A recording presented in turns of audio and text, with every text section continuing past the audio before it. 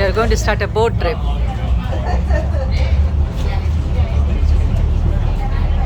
Siri, you want to have a go?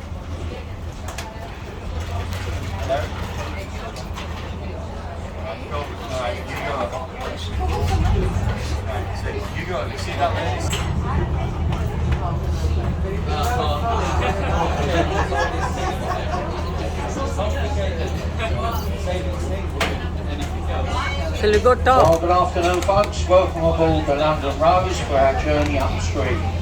As we leave this pier, we have to give you all a bit of safety information. The boat you're travelling on is licensed by Marine Coast Guard to carry passengers on the Thames. Our certificates are on display downstairs.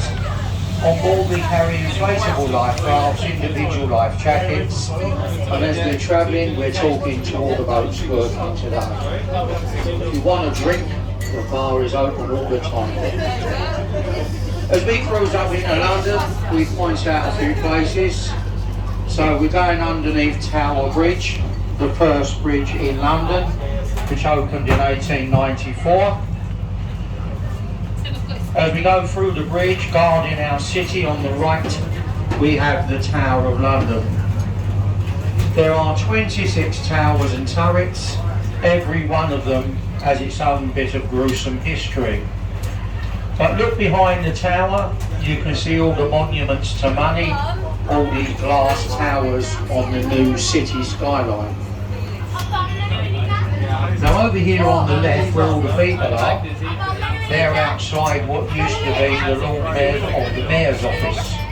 Now the Mayor's moved out because he said we can't afford the rent. So look over there today, the big white complex they built, that's a brand new open air cinema complex for the summer. On the left also we have HMS Belfast. She's been in the river now for just over 50 years as a museum. She has 9 decks to explore, from the engine room to the radar scanner on the top. She was built in Belfast at the famous Harland and Wolff shipyard, the same shipyard that built the Titanic. The Belfast is very popular during the half term because you can lose the kids on there. Now along here to the right, you can see in behind the trees, it's the main customs office of house. The building we call the walkie-talkie. On the top is the largest enclosed garden on a tower in Europe. Now, if you look at the front of the building, you'll see it's got a grenade head. The sunlight was bouncing off the front of that building and it was burning paint off of cars in the road opposite. So if you look at the top half of the building, they've now put like a smoke screen over the windows so there's no reflection.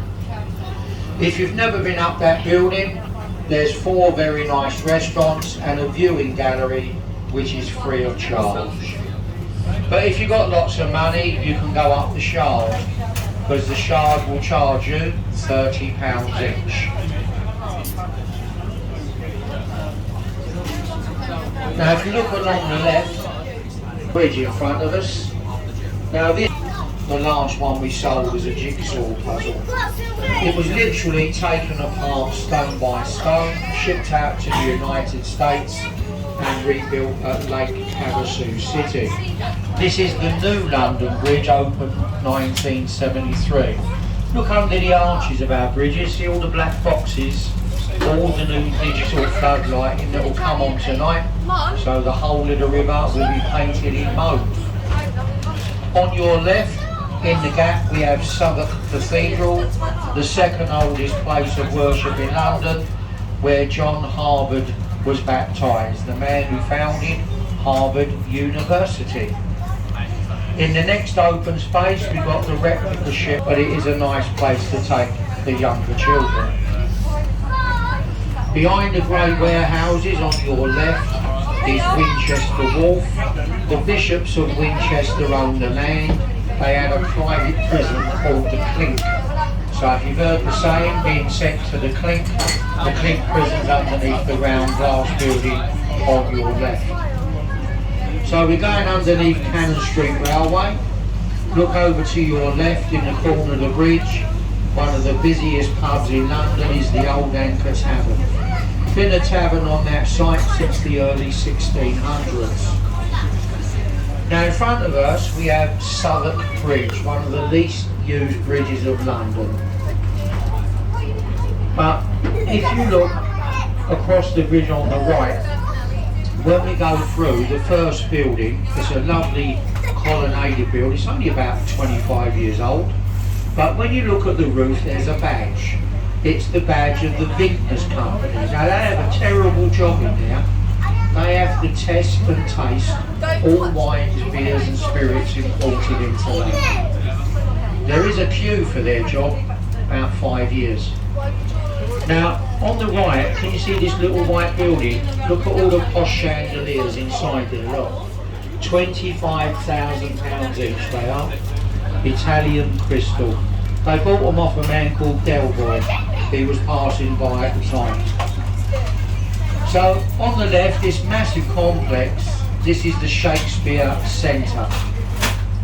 Now, if you've never seen a Shakespearean play, you can get a ticket and cost £100. If you turn up when the play starts, you can get a standby ticket for £10. So if you get fed up halfway through, you can walk out. Now, on the left is Tate Modern. The reason it's free to go in the Tate Modern, no one will pay to go and see modern art. I went in there when it first opened. I was literally in the building 5 minutes. Didn't understand any of it. But you see the South Bank. This is the walkway. Takes you from Tower Bridge all the way to Westminster. Overnight, lots of bars and restaurants. And if you have a look over there now, you can see all these new apartments. You see, it looks like an old factory. The people who own the penthouses there complained when they built the Tate extension, ordinary people could look in their windows, and they didn't like it. So the Tate had to buy them curtains to go up, keep them happy. Now, in the corner of the bridge to your left, the Pregnant Lady building. This is all apartments. If you want one in there, £1 million gets you in the door, 32 million gets you the penthouse on the top. Unfortunately, the man who owns the penthouse, he can't live here at the moment. He can't even live on his own private yacht. But I'll give you a clue, he doesn't own a football club. So the little red columns here, this is all that remains of the first railway bridge designed by Brunel. And this large bridge will come back to London in 4 years, you won't recognise it. It's under major renovation work. Now on the right, the second building, see the one with the green roof? That's now the headquarters of JP Morgan, the American bank. It was the City School for Boys. Next door is Zion College. In that building is a copy of the first Bible ever printed on the Caxton press. This part of London was all to do with printing. This is where the print industry began in England. Now look on the right above the last red building, look on the rooftop. You'll see a little turret and a boy balancing on one leg. Well, that's Mercury, the messenger of the gods, looking for Rupert Murdoch, the man who destroyed the newspaper industry. Here to our left, if you fancy a nice meal, you can get one at the top of the Ox Hotel. I don't know if you've noticed on our journey, there is no advertising over the river. That's because it's not allowed. Their advert on the top isn't an advert, it's coloured glass in the windows. The only way they got around the law. Now look past the pier on the right, look at the lamppost, see the little blue telephone box on the right, run the police years ago. And see the red telephone box? That was sold just after Christmas. It's now a 2-bedroom apartment. When we pass the Dragons, we leave the City of London. As you can see, you've beaten all the traffic through London today. Now over on the left, this is all part of the South Bank Entertainment Complex. This white tower, well, that's where we used to throw Ant and Dec off the roof at least once a year. That was the television centre. Now it's going to become a hotel. Marquee. Now, most weekends in London, we have lots of charity walks, like the girls walking for breast cancer, things like that. This is where they all register, at this little hut. They walk what we call the green archway past them boats. That's the original Watergate entrance to the building. The river